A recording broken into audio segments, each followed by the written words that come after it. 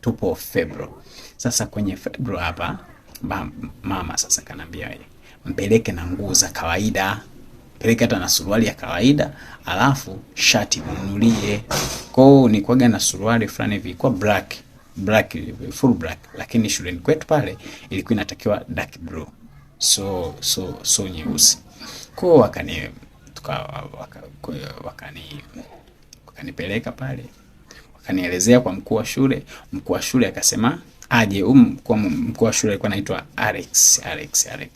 Yule mwalimu akasema ataninunulia suruali moja, mimi nitafanya. Because nilienda nikiwa na mazingira kidogo bado hayakuwa sawa. Hata ukimwangalia mzee wangu tu penye unaona hapana, kwa kweli huwezi ku afford hicho kitu. Muda huo ada 40 bado sijaribu. Nikapambana, wazazi wangu wakapambana, nikaingia shule. Maana yake na hapo nimeingia na kwa ya 3 ni kwa gani mzee alijitahidi na kwa ya 3 4, alafu na ndo daftari zimeisha hizo 4 na ndo naanza nazo tena. Nimeenda mwezi wa pili, mnajua kipindi cha, kumbukeni kipindi cha mwezi wa kwanza, wa pili, wa tatu na wa 4 kwa sisi tuliokuwa vijijini ni kipindi ambacho hatunaga hela, yani hamnaga hela huo muda mostly tu, hata kula inakuwa ya shida. So ndo